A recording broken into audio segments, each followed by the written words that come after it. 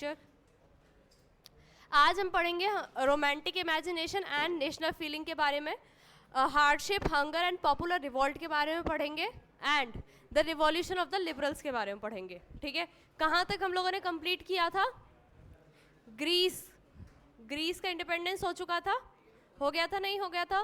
किस ईयर में हुआ था? 1832। पर उससे पहले एक होमवर्क दिया था मैंने, वो ये देख कर आए आप लोग। Who is known as Napoleon of India? Samudragupta. ठीक है, तो समुद्रगुप्त को बोला जाता है नेपोलियन ऑफ इंडिया।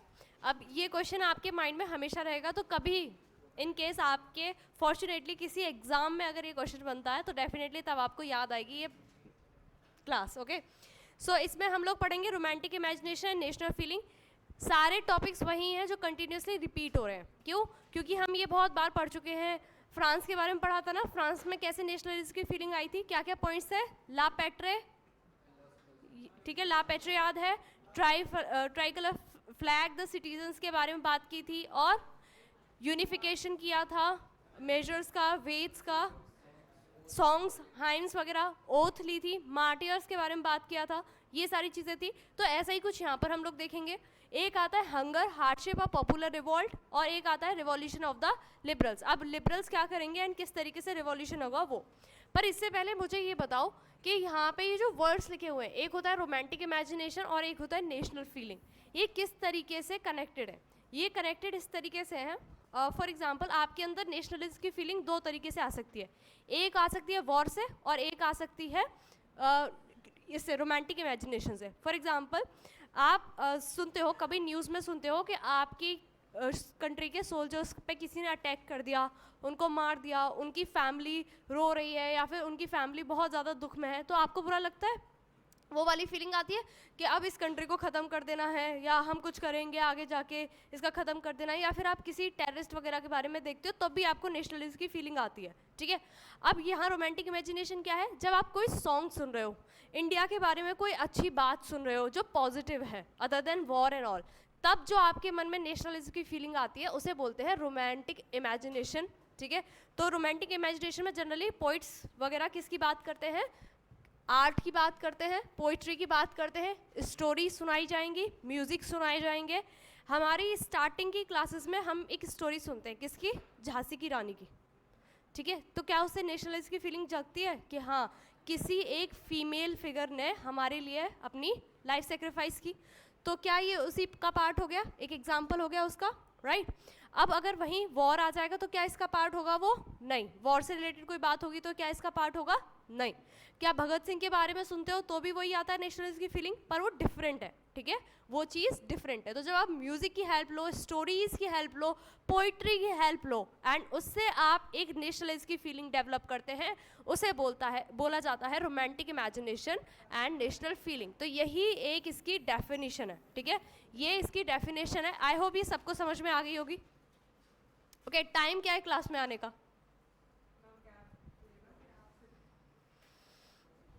कैब से 2 ही बच्चे आए हैं। ठीक है, ओके, अब इसके अलावा जो आर्टिस्ट वगैरह थे वो क्या करते थे? एक कलेक्टिव हेरिटेज की बात करते थे। वही कॉमन चीज़ें, वही चीज़ें रिपीट हो रही हैं बार बार जो हम पढ़ के आ चुके हैं। ठीक है, कल्चरल पास्ट के बारे में बात की जाती है। आपका पास्ट कैसा रहा था? आप एक कॉलोनी थे, आपके ऊपर किसने रूल किया था? हमारे ऊपर रूल किया था ब्रिटिशर्स ने। उसके अलावा कोई और भी था? हाँ, यूरोपियंस भी थे। उसके अलावा बाहर से आए हुए इन्वेडर्स भी थे। बहुत सारी चीज़ें हैं जो आपकी कल्चरल हिस्ट्री में आती है। इसी तरीके से इन लोगों की भी एक कल्चरल पास्ट होगा, एक हिस्ट्री रही होगी, एंड उसका यूज़ करके पोइट्स वगैरह अपने एफर्ट्स लगाते थे एंड ऐसी नेशनलिज्म की फीलिंग लेकर आते थे। अब यही बात एक आदमी ने बोली थी जिनका नाम है जॉन गॉडफ्रेड हर्डर। यहाँ से पहला एमसीक्यू आपका बनता है। एमसीक्यू बता रही हूँ, इसमें से बनेगा नहीं बनेगा, पर शॉर्ट क्वेश्चन बन सकता है। यहाँ से एक छोटी सी डेफिनेशन आ सकती है कि आपकी जो रोमांटिक इमेजिनेशन से नेशनलिज्म की फीलिंग बनती है शॉर्ट क्वेश्चन में, वो किस तरीके से बनती है। तो वहाँ पे वॉर का यूज़ नहीं होगा, वहाँ किसका यूज़ हुआ है? Art, poetry, stories, music, dance, कुछ भी। ठीक है, ऐसा, या कल्चरल पास्ट के वगैरह के बारे में बात की हो। पर अगर क्वेश्चन आता है कि जॉन गॉडफ्रेड हर्डर ने क्या बोला था, तो किसने दिया था? पहला क्वेश्चन बनेगा डास्क वॉल किसने दिया था? तो सबसे पहले तो साइंटिस्ट का नेम हो गया। ठीक है, अब क्वेश्चन बन सकता है कि जो डास्क वॉल था, ये वर्ड डिफाइन क्या करता था? कॉमन पीपल, या फिर कह सकते हैं कॉमन कल्चर, या एक जर्मन कल्चर को दिखाने वाला एक कॉमन पीपल के बारे में ये बात करता था, ठीक है।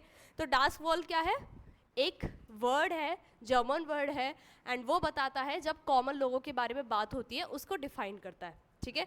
एंड ये किसने दिया था वर्ड, जॉन गॉटफ्रिड हर्डर। तो सेकंड आपका एमसीक्यू बनता है यहाँ पर, ठीक है। 2 एमसीक्यू बन गए पहली ही स्लाइड में, एक तो इसकी डेफिनेशन, एक ही वर्ड दिया किसने था, और एक शॉर्ट आंसर क्वेश्चन बन गया कि रोमांटिक इमेजिनेशन की जो फीलिंग है वो कहाँ से बनती है। यहाँ तक क्लियर है, कोई डाउट, कोई डाउट? अब माइंड में ये आ रहा है कि हम पढ़ क्यों रहे हैं, आ रहा है या नहीं आ रहा है? ये किसके पीरियड की बात हो रही है, कहाँ की बात हो रही है? ये यूरोप की बात हो रही है, ठीक है। यूरोप में जो लोगों के एफर्ट्स है उसकी बात हो रही है। अब यहाँ पे फोल्क सॉन्ग्स वगैरह के बारे में बात हुई है, पोइट्री के बारे में बात हुई है। आप बोलोगे मैम वही बात आप बार बार रिपीट कर रही हो। एक वर्नाकुलर लैंग्वेजेस होती हैं, मैंने आप लोगों को वो स्टोरी सुनाई है जो मेरी क्लास 4th में मेरे साथ एक इंसिडेंट हुआ था, नहीं तो जब मैं क्लास 4th में थी, उसमें एक इंग्लिश की लिटरेचर की बुक थी, उसमें एक छोटी सी स्टोरी थी। जैसे आप लोग पढ़े बैठ रहे हुए हैं यहाँ पर, आप ऐसे बैठे हुए हैं, बाहर आप रोड पर क्या देखें, मार्च करती हुई किसे, आर्मी को मार्च करता हुआ देखें, वो भी किसकी, दूसरे नेशन की। तो आपके मन में क्या फीलिंग आएगी, बहुत बुरा गंदा फील होगा आपको कि आपके नेशन में किसी दूसरे नेशन की आर्मी मार्च कर रही है, प्लस वो मार्च क्यों कर रहे हैं, ताकि आपके ब्रेन में या आपकी सोसाइटी में एक चीज़ क्लेम करना चाहते हैं कि आप अपनी इंडियन लैंग्वेज का यूज़ नहीं करेंगे। और आज जो आप क्लास में पढ़ रहे हैं ना, ये लास्ट टाइम पढ़ रहे हैं। ऐसे ही एक बच्चे के ऊपर था कि सब मतलब टीचर को पढ़ाने में भी बहुत दुख हो रहा था क्योंकि वो लास्ट टाइम पॉलिश लैंग्वेज बोल रहा था और बच्चे लास्ट टाइम पॉलिश लैंग्वेज पढ़ रहे थे, तो उनकी एक कहीं ना कहीं कॉमन आइडेंटिटी हट रही थी। एंड ये रियल स्टोरी भी है एक तरीके से हम लोग कह सकते हैं, ठीक है। तो वर्नाकुलर लैंग्वेजेस या लोकल फोल्क फोर की बात जब हम लोग करते हैं ना, तो आता है कि जब किसी से किसी लैंग्वेज को ले लिया जाता है, या फिर कह सकते हैं एक लैंग्वेज उसकी रिप्रेजेंटेशन होता है। मैंने ये एग्जांपल दिया था लास्ट क्लास में भी। आप लोगों ने थॉर की मूवी देखी है, जिसमें उसका प्लानिट क्या था, एसगार्ड। तो उसमें एक मूवी है, उसका एक पार्ट है, उसमें था कि जो एसगार्ड वासी हैं, एसगार्ड वहीं बसेगा जहाँ उसके लोग बसेंगे। तो लोग क्या रिप्रेजेंट कर रहे हैं, एक कल्चर दिखा रहे हैं, ठीक है। उनकी जो लैंग्वेज है वो स्पेशल है, उनका जो पास्ट है वो स्पेशल है, वो लोग स्पेशल है। इसी तरीके से ये पोलैंड के साथ भी बहुत बुरा हुआ था। पोलैंड क्या थी, एक कंट्री थी, उस कंट्री को छोटे छोटे पार्ट्स में डिवाइड करके सारे एम्पायर्स ने जीत लिया। पोलैंड अपने आप में बिल्कुल ख़त्म हो चुका था ही नहीं बिल्कुल उसके ऊपर, मैप के ऊपर। तो क्या था, उनके लोगों के अंदर बिलीव ये था, वो अभी भी पॉलिश लैंग्वेज बोलते थे, उनको बिलीव था कि कहीं ना कहीं आगे जाकर हम पोलैंड को दोबारा बनाएंगे। एंड काफ़ी ईयर्स के बाद, ठीक है, ऑलमोस्ट एक सेंचुरी के बाद पोलैंड दोबारा इस्टेब्लिश होता है और आज आपके वर्ल्ड मैप पे पोलैंड अभी भी है। तो ये यही बताता है कि जब आप किसी एक स्पेशल लैंग्वेज या अपनी कॉमन लैंग्वेज को हमेशा ज़िंदा रखते हैं, तो उससे भी आप नेशनलिस्ट की फीलिंग को जगा सकते हैं या उसको भी अपनी लाइफ में रख सकते हैं, ठीक है। तो vernacular languages and folk four help in recovering the ancient national spirit, यही बात मैंने आपको इस स्टोरी के थ्रू बताई, ठीक है। क्लियर हो गया दूसरे पॉइंट का मतलब, ठीक है। एक एक पॉइंट नहीं बताया, मैंने क्या बता दिया आपको पूरा उसका समराइज करके, ठीक है। एंड मैंने स्टोरी की हेल्प इसलिए ली ताकि आपको ये याद रहे, ठीक है। अब एक क्वेश्चन यहाँ से हो गया, प्लस इसमें एक चीज़ और है, हाँ, दूसरा क्वेश्चन यहाँ पे बनता है आपका। वॉल्गिस जो था, ये भी वर्ड किसने दिया था, जॉन गॉटफ्रिड हर्डर ने दिया था। तो सेकंड आपका थर्ड एमसीक्यू यहाँ से बनता है कि ये दिया किसने था और इसका मतलब क्या होता है, ठीक है। तो ये इसका मतलब होता है जब हम फोल्क सॉन्ग, फोल्क पोएट्री वगैरह के बारे में बात करते हैं जो कि ट्रू स्पिरिट ऑफ नेशन से रिलेटेड होती है, उस वर्ड का मीनिंग वो है, ठीक है। जर्मन वर्ड है तो वो उसको दिखाता है। लिख लिया सबने, मार्क कर लेना, बुक में मार्क कर लो या कहीं भी मार्क कर लो, पर मार्क कर लेना क्योंकि लास्ट मिनट रिवाइज करने के लिए यही होता है। वहाँ ये स्टोरी आप पढ़ने नहीं बैठोगे, ठीक है। तो बस ये चीज़ें मार्क कर लेना। ये क्या लिख रहा है, कैरोल कुरपिंस्की, ठीक है। ये एक आप कह सकते हैं ना पोइट है या डांसर्स होते हैं। अच्छा, अगर मैं एक शब्द बोलती हूँ भांगड़ा या मैं बोलती हूँ भरतनाट्यम, क्या आता है माइंड में, इंडियन डांस फॉर्म। इसी तरीके से ये लोग क्या करते थे, अपने ओपेराज रखते थे। ओपेरा देखा है किसी ने, ओपेराज होते हैं ना, उसमें वो गाना गाते हैं, डांस करते हैं, एक डांस फॉर्म होती है, ठीक है, एक डांस फॉर्म होती है। तो ये भी किसको दिखाने के लिए था, एक नेशनल सिंबल था उन लोगों के लिए कि हमारा फोल्क डांस ये है। इसके अलावा यही सेम मैं आपको बता चुकी हूँ, language too played a important role in developing nationalist sentiments. वही ये पॉलिश लैंग्वेज के बारे में मैंने आप लोगों को बता दिया पूरा, ठीक है। कंटेंट ज़्यादा लगेगा पर इसमें है एक ही चीज़, पॉलिश लैंग्वेज के साथ पोलैंड के साथ जो हुआ उसकी स्टोरी मैं आप लोगों को बता चुकी हूँ। जहाँ क्वेश्चंस बनते हैं वो याद रखना, इसका नेम याद रखना, ठीक है। फोर्थ क्वेश्चन आपका यहाँ से बनता है, ये किसके बारे में बात कर रहे थे, क्या डांस फॉर्म थी, म्यूजिक थे, ओपेराज थे, उनके बारे में बात की गई थी, ठीक है। उन्हें एज अ नेशनल सैम्पल रखा गया था, किसने रखा था ये याद रखना। फोल्क पोइट्री, फोल्क सॉन्ग्स कौन लेकर आया था ये याद रखना।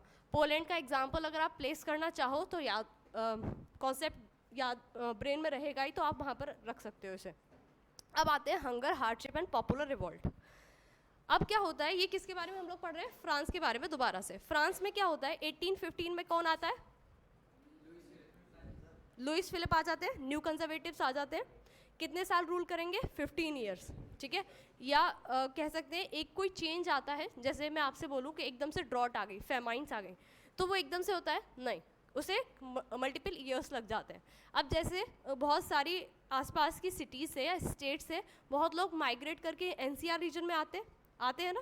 कोविड पीरियड पे हम लोगों ने देखा अभी तक कितने लोग वापस भी गए थे, देखा था ना। तो वो हम लोग चीज़ देख रहे थे। इसी तरीके से जब कोई भी यहाँ पर बड़ा चेंज होगा ना तो उसको मल्टीपल ईयर्स लग गए थे, इसीलिए यहाँ पे 30s लिखा है, ठीक है। यहाँ पे 30s लिखा है, ऐसा नहीं लिखा है सिर्फ एक ईयर के बारे में बात नहीं हो रही, 30s की बात हो रही है। अब जैसे यहाँ पे हमारी इंडिया में क्या आया था, ग्रीन रेवोल्यूशन कब आया था, 1960s बोला जाता है, ठीक है। कोई एक स्पेसिफिक ईयर नहीं बोला जाता, क्यों, ऐसा तो था नहीं कि हम सीड लाए, ग्रो किया और सडनली ग्रीन रेवोल्यूशन आ गया, नहीं, हमने बहुत सारे चेंजेस किए होंगे। जैसे यस, गुड हार्वेस्टिंग लेकर आना, इरिगेशन करना, फिर जगह देखना कि कौन सी लोकेशन में क्या अच्छा ग्रो हो रहा है, क्या सीड अभी भी बेकार है, क्या सीड नया इंट्रोड्यूस कर सकते हैं, क्या हाइब्रिड यूज़ कर सकते हैं, तो उसको लाने में ना मल्टीपल ईयर्स लग जाते हैं। अब आपके बोर्ड एग्जाम्स की तरह तो है नहीं कि 2023 में फिनिश हो गया, ठीक है, मल्टीपल ईयर्स लगते हैं। तो यही हुआ था, 1830s की बात है। 1830s के टाइम तक फ्रांस जो है ना बहुत हार्डशिप देख रहा था। हार्डशिप इन टर्म्स ऑफ, सबसे पहली चीज़ तो ड्रॉट आ गई थी। ड्रॉट होने की वजह से क्या होने लगा था, बैड हार्वेस्ट, मतलब फसल नहीं हुई थी। सब अभी से सो गए, ये पूरी रो तो सो गई। क्या कितने टैलेंटेड हो ना तुम लोग, आँख खोल के प्रॉपर टीचर को देखते रहते हो, सो जाते हो, ठीक है। एक्टिव हो जाओ सब, ठीक है। ये बताओ क्या हुआ था, सबसे पहले तो बैड हार्वेस्ट हुआ था। क्या हुआ था, बैड हार्वेस्ट किसकी वजह से हुआ था, वेदर कंडीशंस की वजह से हुआ था। उसकी वजह से क्या होगा, हंगर होने लगेगी, फेमाइन कंडीशंस डेवलप होने लगेंगी या नहीं, ठीक है। लोग क्या करेंगे, रूरल एरिया से किधर शिफ्ट करेंगे, अर्बन एरियाज में, सिटीज में आने लगेंगे, ठीक है। तो दो प्रॉब्लम लिख गई यहाँ पर। पहली प्रॉब्लम ये, पॉपुलेशन जो है रूरल एरिया से माइग्रेट कर रही है सिटीज में। इसके अलावा क्या हुआ था आपका, यहाँ पे बैड हार्वेस्ट वाली कंडीशन हो गई थी।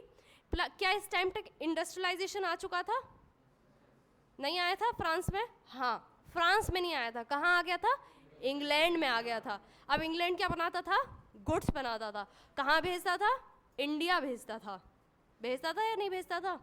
इसीलिए तो खादी बंद हो गई थी हमारी, सारे बिजनेस ठप हो गए थे खादी वाले।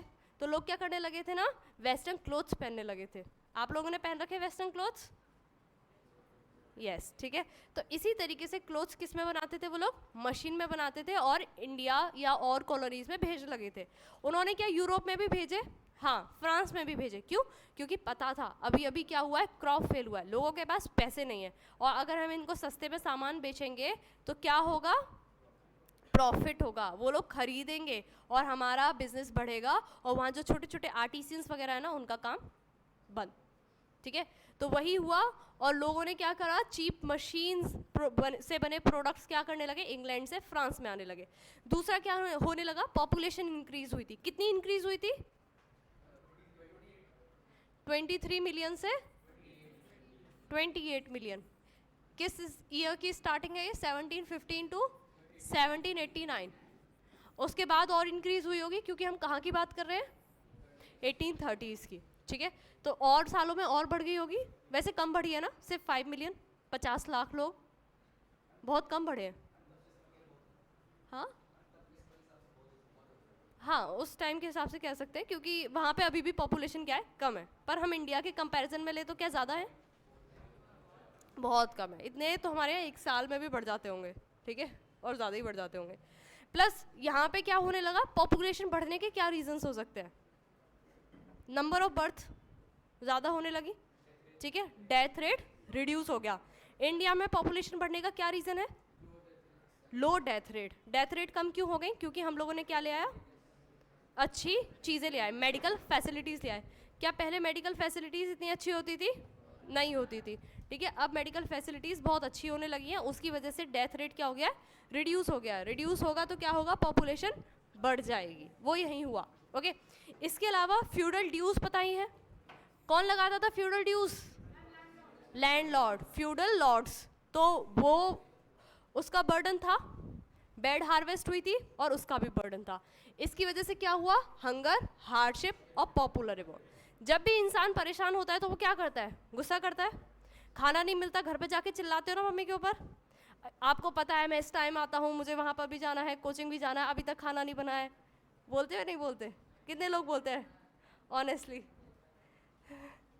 एक ही ऑनेस्ट है क्या, और कोई नहीं बोलता। देखो अब धीरे धीरे नंबर बढ़ रहा है, सब बोलते हैं, क्यों, क्योंकि जब हंगर आता है ना तो गुस्सा भी आता है, प्लस हार्डशिप बहुत है लाइफ में। स्कूल में इतने आर्ट्स देखने के बाद, सारी एक्टिविटीज़ करने के बाद, को कैरिकुलर एक्टिविटीज़ करने के बाद यहाँ पर आना है पीडब्ल्यू में, उसके बाद क्या करना है, प्रोजेक्ट्स करने हैं, होमवर्क्स करने हैं, टेस्ट स्कूल में है, टेस्ट पीडब्ल्यू में है, नोट्स बनाने हैं, सारी चीज़ें हैं, तो हार्डशिप है। अब क्या होगा, रिवॉल्ट होगा। रिवॉल्ट कहाँ पर होगा, घर पे रिवॉल्ट होगा और आपके रिवॉल्ट को क्या कर दिया जाएगा, सप्रेस कर दिया जाएगा। क्या बोलकर, पढ़ोगे नहीं तो कुछ भी नहीं होगा, ठीक है, हाँ ठीक है। तो आपको ना समझा दिया जाता है, पर इन लोगों को क्या ये चीज़ समझने आने वाली है, नहीं, क्यों, क्योंकि इनकी लाइफ पर आ गई ये बात। आपकी लाइफ के ऊपर है क्या ये इतनी हार्डशिप, नहीं, ये आपको डेवलप करेगी, ये आपको डिस्ट्रॉय नहीं करेगी। पर ये जो कंडीशंस बन रही थी, इससे इन लोगों के साथ क्या हो रहा था, डिस्ट्रक्शन, ये डिस्ट्रॉय हो रहे थे, ये धीरे धीरे वैनिश हो रहे थे। तो ये क्या करेंगे, 1830 से, मतलब कितने साल स्ट्रगल करने के बाद 1848 में एक दिन ये क्या करेंगे, रिवॉल्ट करेंगे, ठीक है, रिवॉल्ट करेंगे। Food shortages and widespread unemployment brought the population of Paris out on the roads. क्या ये पहले भी हुआ था, पेरिस के लोग पहले भी आए थे। तो इतिहास खुद को दोहराता है, हिस्ट्री रिपीट्स इटसेल्फ। तो क्या ये वही हुआ, यस ये वही हुआ, जहाँ से शुरुआत करी थी 1789 में, वहीं दोबारा आकर खड़े हो गए उसी कंट्री में, सॉरी उसी सिटी में। और ये एक कह सकते हैं ना उसकी इमेज है। अच्छा, जब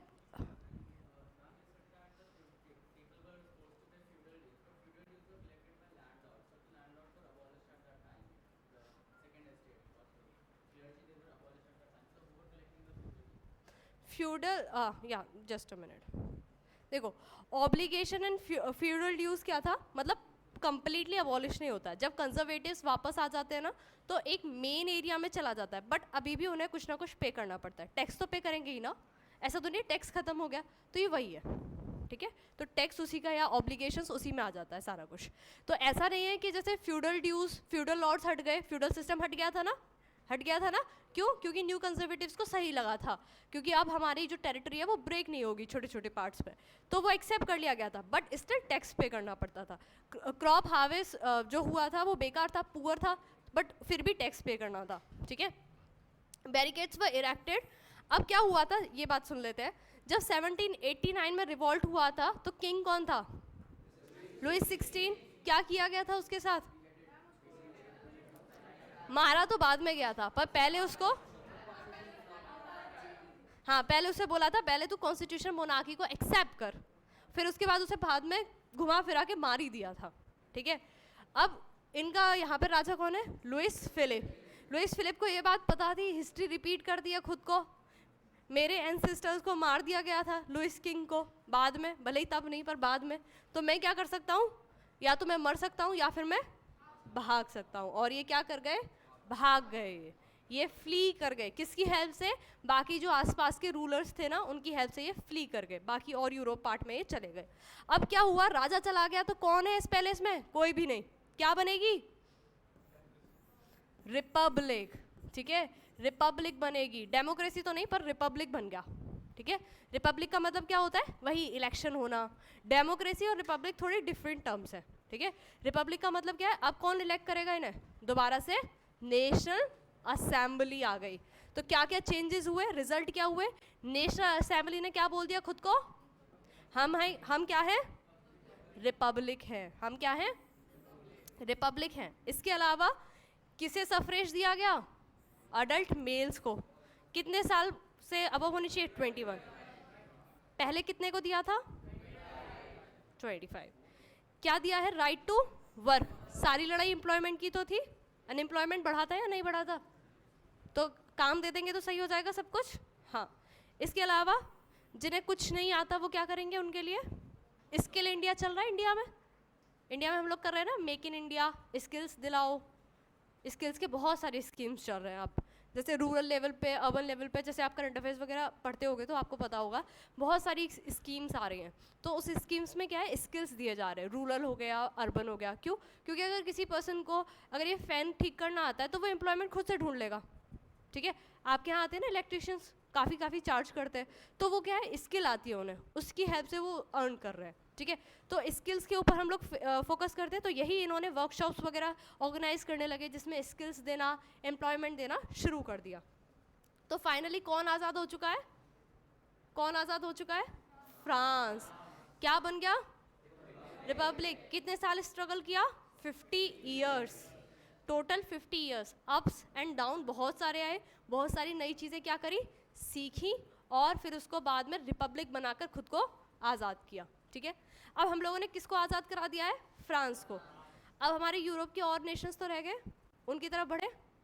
बट उससे पहले एक रिवॉल्ट है, उसकी बात कर लेते हैं। ये रिवॉल्ट है सिलीसिया नाम की एक जगह का, 1845 की बात है। हार्डशिप चल रही है कंटिन्यूसली। ठीक है, कंटिन्यूसली क्या चल रही है? हार्डशिप चल रही है। एक दिन बहुत बात बढ़ जाती है, ये जैसे समझ लो आपके घर की बात है। एक दिन ज़्यादा ही गुस्से में थे, टीचर ने क्लास से भी बाहर निकाल दिया था, पीडब्ल्यू में भी डांट पड़ गई थी, खाना पूरे दिन नहीं मिला था, लंच भी अच्छा नहीं था, सब्जी टेस्टी नहीं थी। आज बोले आज तो कुछ बड़ा ही करना है। ठीक है, तो घर पहुंचते हो देखते हो पापा बैठे हैं, मम्मी बैठे हैं, आज तो कुछ मम्मी बड़ा करेंगे, हम बहुत गुस्सा है। ये वाला फील था। ये वाला फील किसके अंदर था? ये वाला फील था वीवर्स के अंदर, वीवर्स नहीं वर्कर्स के अंदर। किसके अगेंस्ट? वीवर्स के अगेंस्ट। आप लोगों ने देखा हुआ एक ठेकेदार होता है, ठेकेदार या कह सकते हैं कॉन्ट्रैक्टर होता है, वो अपने वर्कर से क्या कराता है? काम कराता है, और बाद में उन्हें क्या देता है? सैलरी देता है। ठीक है, यही यहाँ पे हुआ करता था। छोटे छोटे आर्टिसंस, वीवर्स वगैरह हुआ करते थे, उनके ऊपर एक मैन हेड हुआ करता था। ठीक है, उससे उस पर क्या वो काम करवाया करता था, उन्हें डेली वेजेस देता था। अब मैंने क्या किया, फॉर एग्जांपल मैं हेड हूँ यहाँ के और मैंने आप लोगों पे काम कराया, मैंने एक दिन ना कम सैलरी दी आपको। वैसे मैं सपोज आपको देती थी 500 रुपीज़, और मैंने एक दिन कितना कर दिया? 400 कर दिया। आप सोचोगे मैम परेशान होंगी, मैम के पास पैसे खुद नहीं होंगे क्योंकि प्रॉब्लम बहुत चल रही है, हार्डशिप चल रहा है, तो मैम के पास पैसे नहीं होंगे। इट्स ओके, चलो 400 में ही काम कर लेते हैं क्योंकि अनएम्प्लॉयमेंट तो बहुत है। फिर नेक्स्ट मंथ मैंने क्या किया? फिर मैंने 300 कर दिया। तो तब भी थोड़ा गुस्सा आएगा, पर थोड़ा शांत हो जाओ। फिर मैंने और रिड्यूस कर दिया। अगर मैं कंटिन्यूस लेवल पर करती रहती हूँ तो एक दिन क्या होगा? एक दिन सारे यूनियन बना के आओगे कि आज मैम को ही देख लेते हैं, मैम के पास सारा पैसा लूट के ले चलेंगे, जितना हमारा नुकसान हुआ था सब पूरा फुलफिल हो जाएगा। ठीक है, ये वाली चीज़ आती है।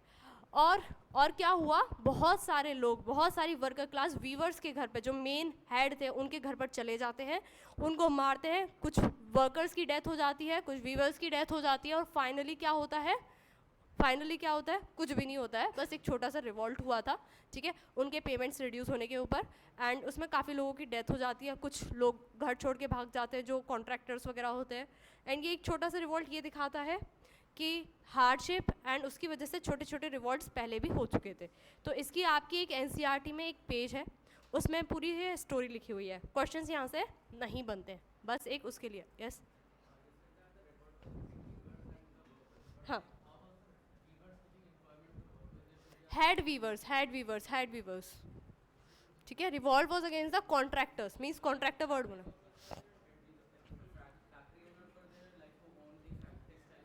No, on the local level.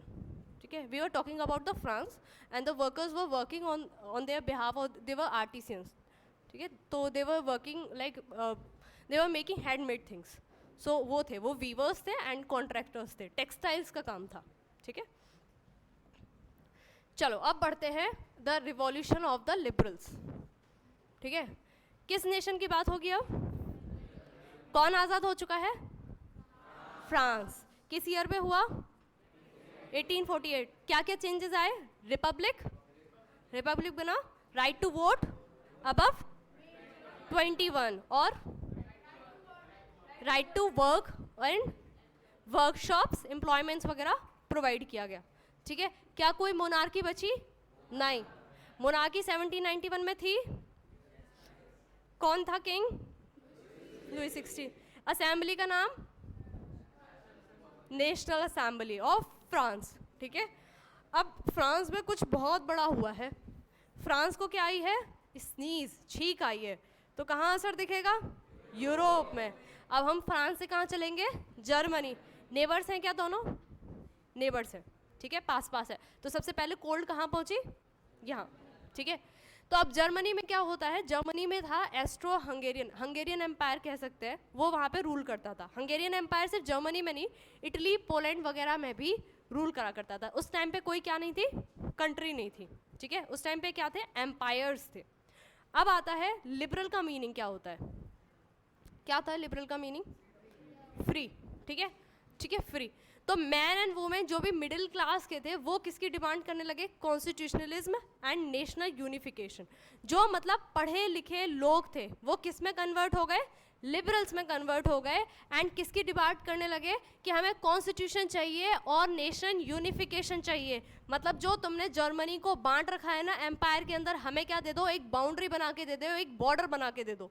ठीक है, ये सारे लोग कौन हैं? एजुकेटेड हैं पर मिडिल क्लास है और थोड़ा फ्री वाला सेंस रखते हैं. अब ये सारे लोग क्या करेंगे? अपने आप, मतलब इन्हें किंग से कोई मतलब नहीं है, ये खुद इकट्ठा होते हैं. एक जगह है, कहाँ पर? फ्रैंकफर्ट नाम की एक जगह है, वहाँ आते हैं.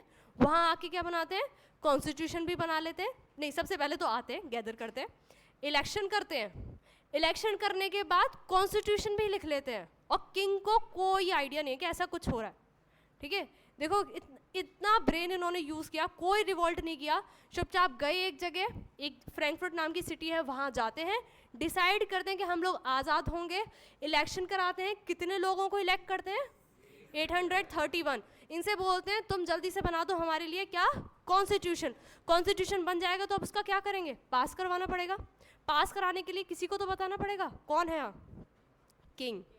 ठीक है, किंग है ना हंगेरियन एम्पायर का. तो जाते हैं कि भाई चलो चलो उसके पास चलते हैं, किंग के पास. किंग का नाम था फ्रेडरिक विलियम.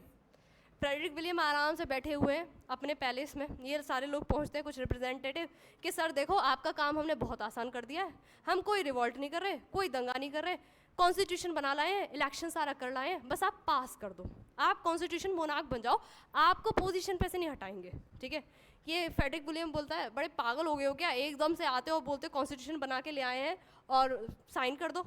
तो क्या ये मानेगा? नहीं. ऐसे किसी की ऑफिस में कोई ऐसे आ जाता है तो क्या बोलता है? सिक्योरिटी. ये क्या बोलेंगे?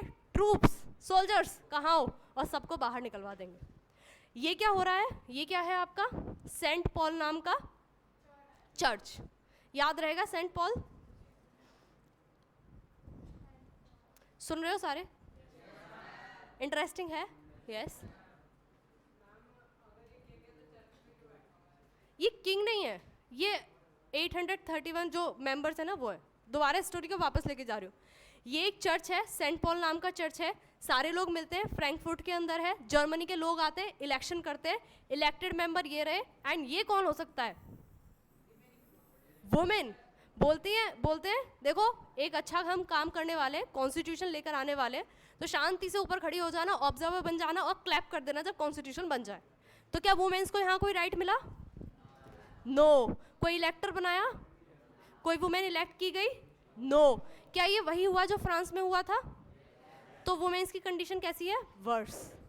कोई वैल्यू नहीं है वुमेन्स को. ठीक है, कोई वैल्यू नहीं है. ये क्या है? 831 लोग जो सेलेक्ट हुए थे. ठीक है, क्या बनाएंगे? कॉन्स्टिट्यूशन. कहाँ लेके जाएंगे? राजा के पास, क्या बोलेंगे, पास कर दो। राजा का नाम क्या है, फ्रेडरिक विलियम फोर। ये क्या बोलेगा, ये बोलेगा नहीं करूंगा, अपोज द इलेक्टेड असेंबली। बोलेगा क्या असेंबली बनाकर आ गए हो, तुम जो चाहोगे वो होगा, मैं एक बहुत बड़ा किंग हूँ, सारे के सारे यहाँ से निकल जाओ। ठीक है, social basis of parliament eroded as parliament registered the demands of the artisans workers and, ये क्या है, ये क्या है, नहीं समझ में आया। इतने सारे लोग जब वहाँ पहुँचे उसके बाद भी किंग की इतनी हिम्मत हो गई कि ये ऐसे बोलने लगा, कुछ तो रीज़न रहा होगा। क्यों, वहाँ पर पहुँचा कौन था, मिडिल क्लास, लिबरल्स, एजुकेटेड। एक चीज़ को यहाँ पे मिस किया, पीजेंट्स, आर्टिशियंस, वर्कर्स, मीन्स जो लोअर क्लास थी उनकी हेल्प ही नहीं ली, उन्हें बताया ही नहीं कि हम ऐसा कुछ कॉन्स्टिट्यूशन बनाने जा रहे हैं, हेल्प करने आ जाना जब किंग को हटाएंगे। तो क्या किया, इलेक्टेड असेंबली ने भी बहुत बड़ी गलती की। दोबारा से सारा कुछ समराइज कर रही हूँ। जर्मनी में लोग मिलते हैं, कहाँ पहुँचते हैं, फ्रैंकफर्ट नाम के एक सेंट पॉल नाम के चर्च में। 831 मेंबर्स को क्या करते हैं, इलेक्ट करने के बाद क्या बनाते हैं, कॉन्स्टिट्यूशन। लेके कहाँ जाते हैं, किंग के पास, फ्रेडरिक विलियम फोर के पास। फ्रेडरिक विलियम बोलते हैं निकल जाओ यहाँ से, ऐसे कुछ असेंबली बनाकर आ जाओगे और मैं मान लूँगा, बिल्कुल भी नहीं, अपोज कर देते हैं। वो लोग वापस निकल जाते हैं। क्यों, क्योंकि उन्हें पूरी पॉपुलेशन का सपोर्ट नहीं था, क्योंकि गलती उनकी थी। क्यों, क्योंकि वो आर्टिशियंस या फिर वर्कर क्लास जो थी उनको शामिल ही नहीं किया था कॉन्स्टिट्यूशन बनाने में। तो वो लोग क्या थे, गुस्सा हो गए थे कि हमारी तुम अभी कोई हमें वैल्यू नहीं दे रहे, कॉन्स्टिट्यूशन हम मनवा तो लेंगे तुम्हारा, कल को तुम हमें क्या वैल्यू दोगे क्या पता, मे बी तुम डिक्टेटर बन जाओ नेपोलियन की तरह, हो सकता है ना। जर्मनी में भी ये चीज़ माइंड में थी उनके, ठीक है। तो उनका सपोर्ट लूज होते ही फ्रेडरिक विलियम पावर में आ जाते हैं और उनको वहाँ से निकाल देते हैं, ठीक है। तो क्या फ्रेडरिक विलियम में ही इतनी ताकत थी, नहीं, उसने आसपास के और एम्पायर्स की भी धमकी दे दी थी कि वो सब मेरे साथ है, तो तुम बिल्कुल वो मत सोचना जो फ्रांस में हुआ था। लोग मान जाते हैं, मतलब इतना बड़ा रिवोल्ट हुआ, फ्रांस के लोग होते तो क्या चुप बैठते, नहीं बैठते, पर ये लोग क्या हो गए, चुप बैठ गए। अब आप लोगों ने सपोज फॉर एग्जांपल मेरे पास ले आते हो, एक शिकायत ले आते हो, बहुत बड़ी शिकायत ले आते हो, ठीक है। भले ही मैं उसके ऊपर एक्ट ना करूं, पर वो मेरे माइंड में रहेगी कि हाँ बच्चे कुछ लेकर आए थे, कुछ कंसर्न तो था उनका। सेम फ्रेडरिक के साथ था, उसने उस टाइम पे वो डरा तो नहीं उनसे, ना उनकी डर में आके कुछ उसने स्टेप लिया, पर उसके माइंड में ये चीज़ आ गई थी कि फ्रांस की कंडीशंस को देखकर ये लोग भी कुछ ना कुछ इम्प्रूव करना चाहेंगे। तो अगर मैं नहीं मानूंगा तो कल क्या पता रिवॉल्ट कर दें, मुझे मार ही दें। तो क्या करता हूँ मैं, इनको क्या देता हूँ, कंसेशन। क्या दूंगा मैं इनको, कंसेशन। बट उससे पहले ये मैंने आपका वुमेन्स का लिखा हुआ है यहाँ पर, ठीक है। Assembly was force to disband, ये सारी चीज़ें हम लोगों ने डिस्कस कर लिया। आई थिंक इसमें कुछ स्लाइड्स मिसिंग है।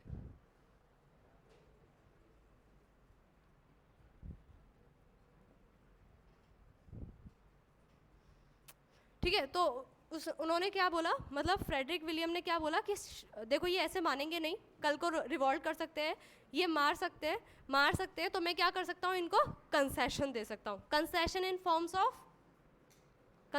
फॉर्म ऑफ क्या बोला उन्होंने कि मैं क्या ख़त्म कर देता हूँ, स्लेवरी ख़त्म कर देता हूँ, ठीक है।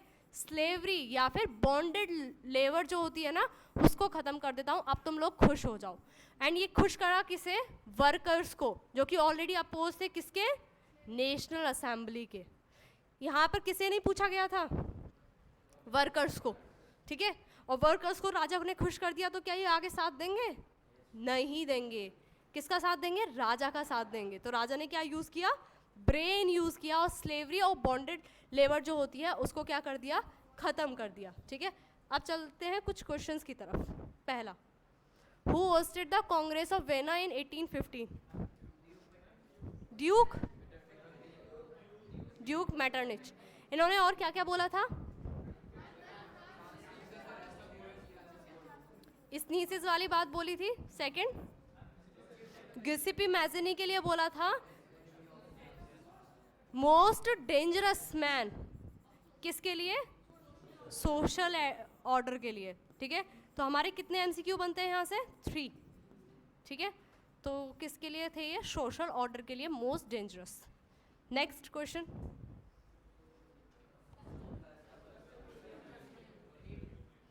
या फिर ये कस्टम, क्या ट्रेड में भी तो आ सकता है, ट्रेड की भी तो बात हो रही थी, या डिप्लोमेटिक यूनियन भी तो हो सकती है। कितने हैं जो ए बोल रहे हैं, raise your hand. B, B एक भी नहीं। C, raise your hand. D, कुछ ऐसे हैं जो कुछ भी नहीं बोल रहे। क्या होगा आंसर? ए, सबकी तरफ से ए है। और ये अभी डी वाले जिन्होंने हैंड रेस किया था,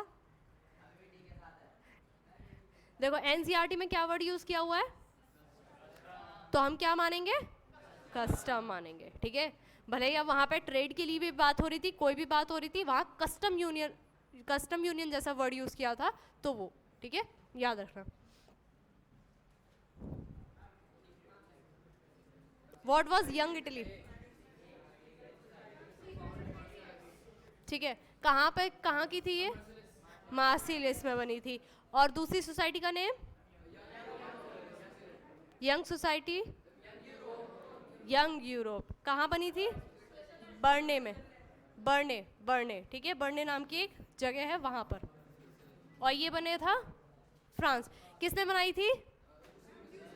गुसेपी मैज़नी। कहाँ के रहने वाले थे? इटली के। क्या रेवोल्यूशन लेकर आए थे वो जब उन्हें एग्जाइल भेजा गया था? रेवोल्यूशन ऑफ,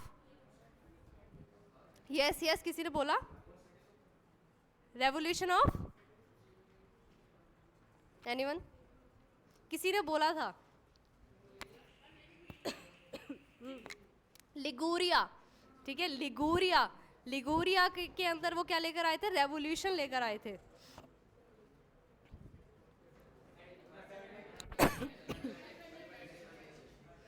इन्होंने क्या किया था?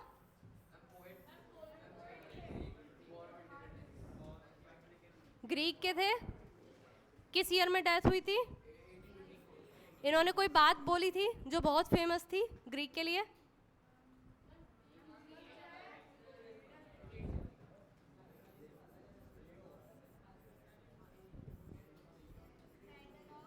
यूरोप, ठीक है। इन्होंने क्या क्या बोला था? क्या टर्म्स दिए थे इन्होंने? दूसरा टर्म क्या दिया था?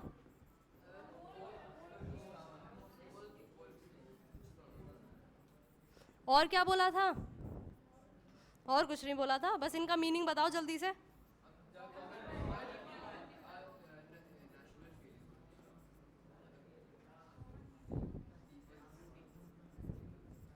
इसका मतलब क्या था?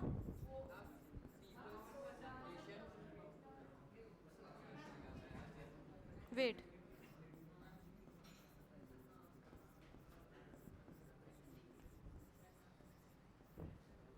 ये क्या था?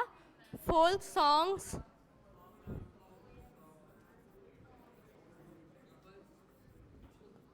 म्यूजिक के बारे में बात की थी, ठीक है।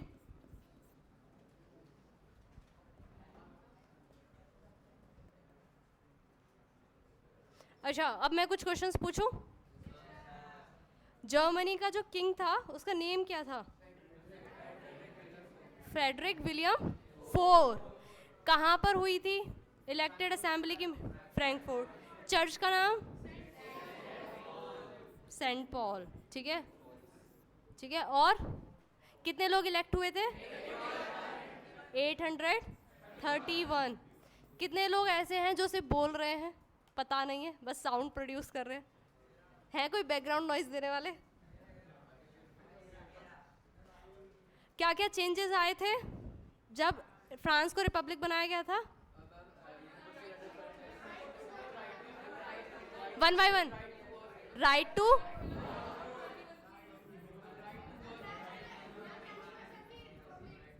वर्क, रिपब्लिक, और वर्कशॉप, वर्कशॉप्स, ठीक है। ये पेज क्लियर है हमारा, ठीक है। और यहाँ से क्या एमसीक्यूज बन सकते हैं? ये हम लोगों ने कर लिया है already. Romantic imagination and national feeling कैसे कनेक्टेड है पता है? जब वॉर के अलावा किसी म्यूजिक, किसी पोइट्री, किसी हाइम, किसी स्टोरी के साथ नेशनल फीलिंग बने तो उसे कहते हैं रोमांटिक इमेजिनेशन, ठीक है। पॉलिश, इसका एग्जाम्पल याद है, ठीक है। नेक्स्ट, इसमें रीजंस पता है, हंगर हार्डशिप के रीजंस क्या थे, क्या क्या थे? पहला hardship, bad harvest, increase in population, migration, fourth taxes, feudal dues, obligations, और बैड हार्वेस्ट हो गया, और हाँ cheap machine, industrialisation in the parts of England, ठीक है। ये पार्ट कर लिया हम लोगों ने, यस कर लिया है। ये हो गया सिलीसिया। सिलीसिया का रिवॉल्ट कब हुआ था? In the year 1845 between contractor and the weavers, या फिर जो भी आपका टेक्सटाइल का वर्क करते थे वो लोग, ठीक है। बाकी जर्मन का हम लोगों ने डिस्कस कर लिया, ये डिस्कस हो चुका है। राइट टू सफरेज, सफरेज का मतलब क्या होता है? क्या जर्मनी ने राइट दिया था वुमेन्स को? गलती की? हम करेंगे गलती? ठीक है।